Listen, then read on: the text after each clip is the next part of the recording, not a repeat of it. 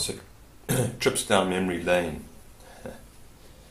For myself, when I dream at night, I often dream of the past, okay, and people that I was friendly with in the past, and similar, situations from the past. I repeat, and in my dreams, and also, people, the same kind of people, but again, when I once was a child or something like that, whether it be with my brothers or friends or girlfriends or something or other, and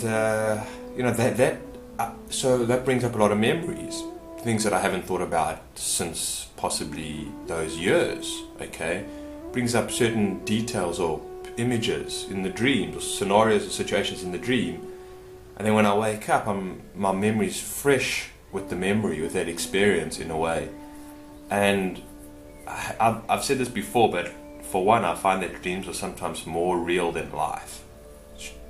When I'm dreaming, in a sense, it just seems more expansiveness. It seems less rigid or controlled or structured in a way, or sort of an outside rule imposed on it in a way. Like there's no governance in a sense in my dream. It's just, there's no government, so to speak, in a sense. Those rules don't necessarily apply. These law doesn't necessarily apply in dreams. Gravity doesn't necessarily apply in dreams. There's more fluidity in a sense in a dream, and I think that's more of what is when I hear about these near-death experiences and people talk about that kind of experience after that. They don't say it's like a dream. They say it's more real than this life. It's more vivid. And in a dream, for some reason, for myself, I feel it's more real in a way, and it's a lot more just adventurous. There's just a huge adventure within my dreams. I think with anybody's dreams, whether it's a thriller dream, nightmare, or whether it's some fantasy, as well. It's just, and so then you wake up in this morning and it's very soldier-like, very in this world, and very machine-like, and your memory is also very limited. Now we live in a world where you don't even have time often to sit and contemplate your dream and meditate on your dreams at night. You can't, and so it's on with it. And then the day starts and the machine starts to grind, and you move on with it, and then the personality comes and the ego comes and whatever it is, and then you're already entranced in this 3D matrix world a lot of the time. Okay, removed a lot from nature, from spirit, from source, from divinity, from whatever it may be. It's a very harsh world sometimes, and it can be, and it's very dense world, the desert of the real, as he says in the Matrix. But that's kind of what I want to do for another talk. So like obviously when I wake up in the morning and I'm remembering sort of my childhood, and more in like sort of it's just more of a fantasy way in a sense, or just more of a, like, it's funny, when I wake up from dreams, I feel quite inspired by my childhood, and I think because there was an innocence in there, right? There was an innocence in a not knowing, and the potential for anything, when you're a child. Okay, playing with your friends on the swings outside, or your first kiss, or your first dollar that you received, or something or other, the first time you saw the beach, the first time you danced with a man or a woman, a girl or a boy, or whatever it was, your first day at school. Okay, it was thrilling, it was exciting, and I think it was more so than then, in my days, in my real, not dreaming like, than it is for most kids today. I feel, that's another discussion, but there's something that's missed now in today's times in regards to children. I don't see it. They have the same kind of, from my experience, the same sort of light-heartedness, adventurousness, like presence, I would say, almost, than when I was a kid. Okay, and that's all for different reasons, but I think the world has changed tremendously, and I don't think that the children of today will really remember this. It's not really, it's hard for me to say obviously, but you might know what I'm talking about. Right, there was a lot more presence for myself and people and my brothers and friends, and people were more present than they are today. So there was more of a you know, and yeah. Anyway, that's another discussion, but life felt difficult, you know. And so for myself, like I go in the morning, I wake up from a dream full of memories, and I sit there and I meditate, and I go back, you know, because it's inspired me now, it's refreshed a lot of other memories that I've forgotten about, and then if I contemplate and I remember it, I can go more so into other memories that I haven't thought about for a long time, okay? And which is sometimes, it's very interesting. It's very bizarre because, for one, I mean for many reasons, but for one, I understand sometimes how, like, little support I had in my life, how little direction, leadership, right, in my life, how a lot of the time I felt like I was quite abandoned, you know, and I was an afterthought by my parents, okay, and how I reacted, you know, how I was reacting, and how I felt about school, and how I was rebellious, and what I'm saying is that when I look back now, in the way that I was reacting to life as a child, probably till the ages of maybe 17 or 18, okay, but even, you know, younger than before, my questioning, my curiosity, and my rebelliousness, and my naughtiness, and my lack of interest for myself now, my rebelliousness was right, okay, it was correct, it was a healthy response to the situation that I was found in, alright, but when I was a child, I just felt that there was obviously a lot of something wrong with me, okay, all it took was mom or dad to shout at me because of a bad report card, or because I was bunking school, or whatever it is, or because I wasn't paying attention in Mrs. Trapedo's class or something, whatever it was, on the smallest of things, or just generally the religion, just for myself, trying to not keep the religion, you know, whatever, the laws of the religion, and whatever it was, like, for myself, didn't seem justified, okay, but now, when I'm old, I'm saying, yes, man, you had a healthy response to an unhealthy situation, okay, and even though you did maybe some bizarre things, you know, even though you did, like, because strange things what other people thought was strange, okay, and you felt like a strange kid, but you weren't strange, you were just a healthy individual, you know, trying to find their way.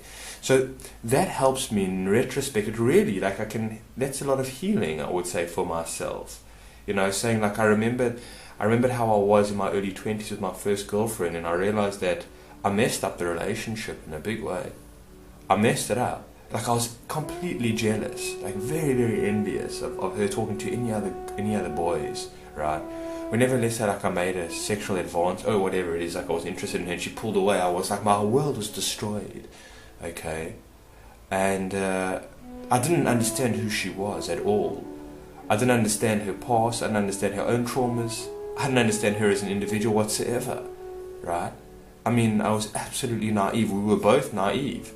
But I just didn't have the skills and the tools in that relationship to make it work. And which was terrible because you had a good connection. But when I look back and I say to myself, well, Aaron, you didn't have anybody telling you about healthy relationships, or how to even be growing in yourself, or healing in yourself, or talking about traumas, or psychology, or spirituality, or consciousness. You never had any of that. You had terrible role models from television. Like, what on earth did you, like, you know, how to be an arsehole, how to be a player, you know, type of thing. You know, you didn't have real men in your life, whatever it is. You didn't, I mean, even on the television, you didn't have men to direct you, and to guide you, and to tell you about relationships. In fact, you didn't have anybody to tell you about anything most of the time, except how to conform to a certain way of life, which was something that you couldn't do, right? Or something that you weren't good at. And so for myself, I can look back and say, I was completely and utterly lost. And I was making my way through the wilderness, and I was taking an absolute beating. Well, why? Well, because there was no one else. There was no one showing me. It was just bad influences. Everybody else was helping me get lost. Okay? And hopefully I've made my way out of a lot of that wilderness, in a sense. Okay? And I'm able to have healthier relationships, and I'm able to understand people better in my life, whether it be romantic relationships or family relationships or people just in general. I can understand them more so, right? And I don't get a lot of the time caught up in all of that chaos that they are in, the mind chaos, or their own fact that they're lost in the wilderness. You know, and they are. You know, and that's a funny thing, but like when I was a child, I felt like there was less people lost in the wilderness in a way. There was more of an innocence amongst my friends. Yes, I had friends that came from very, very troubled families, okay, but they were innocent. There was an innocence, but almost when you grow up and you don't take responsibility for your life, it's not so innocent anymore. The shit gets real, it gets serious, and it gets highly complicated, okay, and it gets out of hand. And your shadow grows, and your ego grows, or is projected, and whatever it is, and it becomes a nightmare, right? And so most people are literally, well, we know they're not free, okay, because they haven't found their way out of the wilderness or out of Plato's cave. But so what I'm saying as well, let me just see how much time I'm speaking for here. You can't just be born as Christ, because what Christ represents, let's say this overarching ideal, is actually the union of the divine with the particulars of your time and place. And so because you're particularized, then you have to determine how to manifest the archetype in your conditions, in your specific conditions. What I'm saying as well, in a way, is that we become disconnected from our past by too much present, but like too much data, too much overwhelmment in the present. And that's an issue, that's a problem, because we've been on an adventure for a long time, and it's important to put that into perspective. It's important to know that you wake up in the world that you wake up, not just fresh every day. You do in a way, right, from a more of a conscious way. It's like you never step in the same river twice. So that's why things feel so different every day, from even morning to evening. You know, life feels so different in so many ways. But what I'm saying is that, like, most people wake up, you know, with the impression of the day upon them. Feed the kids, take a shower, brush your teeth, take a shit, go to the toilet, go to work, whatever, and you formed in that day. Pay attention to the politics, pay attention to Netflix, pay attention to Facebook, pay attention to the news, pay attention to whatever else is going on, to the advertising, try and keep up with the Joneses or whatever it is, and you get lost in this whole world, right, of the machine. And, you know, pay your taxes, you know, the whole vibe. And so, you know, and so you're caught up in this world, and you just don't have time to reflect. You realize that you've been on a very, very unique and interesting journey and adventure for a long time, okay? That's unfolding, okay, every day. And so what I'm saying is that because we don't see our past as necessary, or trips down memory lane, to give us the narrative. The narrative is important. It can be destructive, but it can be very healthy. Your narrative and story is very, very important. It's the thread of your life. Okay, it's like any movie that you watch. It needs to have a beginning. It needs a build up for the content to be understood correctly. It all makes sense within its storytelling, within its chapters, and each chapter of your life, right, the next chapter is built on the previous chapter. So you kind of need to be in touch with all the chapters to know where you are at, to know what you've been going through, to know what you've experienced in your own unique way. Okay? Again, it's not to hang on I'm not talking about hanging on the past here, folks, like, well, mom and dad did this to me or something like that, or like reflecting on a traumatic situation over and over again just to beat yourself up. I'm not talking about that. At all, and I'm sure you folks know that. But I'm talking about, because once you're dead, and your narrative is gone, right? The story of Aaron being born in Johannesburg, Sydenham, the area that I was born in, 119 Avondale Street, that I was born in. I mean, I remember my telephone number, my birthday, whatever it is, the day I was born, how many brothers I have, how many sisters, how many parents, whatever. That's all gone. So it's something, what school I went to, what religion I was part of, that's it's all gone when you're dead. I really feel that way. But, well, I think, it's pretty much, I would imagine that it's gone. Okay? It's gone all the time, in a way. Even now, all of that's gone, but it's made up in me, in my narrative, so I can navigate in this world and make sense of it. I'm not schizophrenic in a sense. I'm in touch with the reality of my reality. Okay? And so, very important. And so, because most of us are just absolutely disconnected. And so it's important because when you're dead, it's no longer there. So the thing is that to not be identified with it now, but know that it's a tool, it's a necessary structure, it's a necessary part of your story to have, is your past, is where you come from, is where you were born. And I mean, we can't remember this all the time, okay? It's just there in the background. When you wake up, it's there to a certain degree. You know that you're let's say for myself, I know I'm a male, 37 years old, living now in Durban, South Africa, in 2019, the 26th of April, okay, with the world in chaos. So that's all, when I wake up, it's all there. Thank goodness my ego helps me, represents and maps the world for me, maps reality for me, thank goodness, in accordance to who I am. I'm not looking at it through somebody else's eyes. I'm waking up in the same, every morning, seeing it through Aaron's eyes. And that's important. You see, that's important. I'm not seeing it through the collective eyes. I'm not seeing it through Jane, the neighbours next door's eyes, or somebody else's eyes on YouTube or something like that. I'm seeing it through my eyes and through my own unique, flavoured, tailored perspective and experience of life. Now, how am I going to see that if I don't know where I've come from? How am I going to know that if I haven't, what I'm saying, integrated the past and worked with my past and with, take walks down memory lane? That I've understood the actions, reactions that I've had in the past, to understand how many times I fell down and how many times I got up, to understand where I was supported and where I was loved, or where I was manipulated and controlled and, not loved and tossed aside and abandoned and whatever it is. I have to understand all of that. It's very important. Very, very important. And so that's the importance of trips down memory lane. Okay?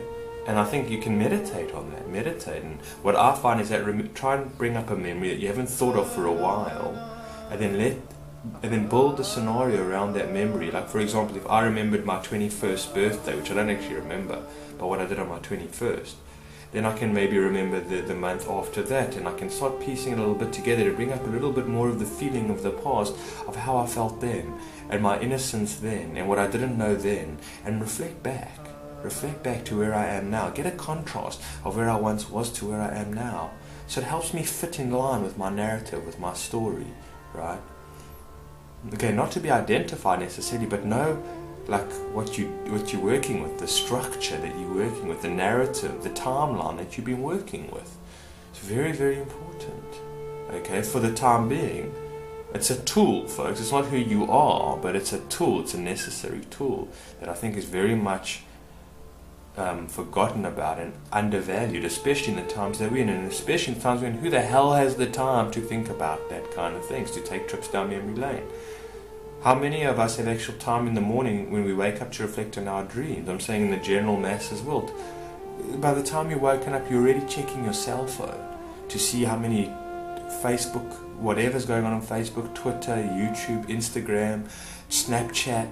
Oh, forget about it. Forget about it. No presence whatsoever. We are floating in the ether. We're not grounded at all.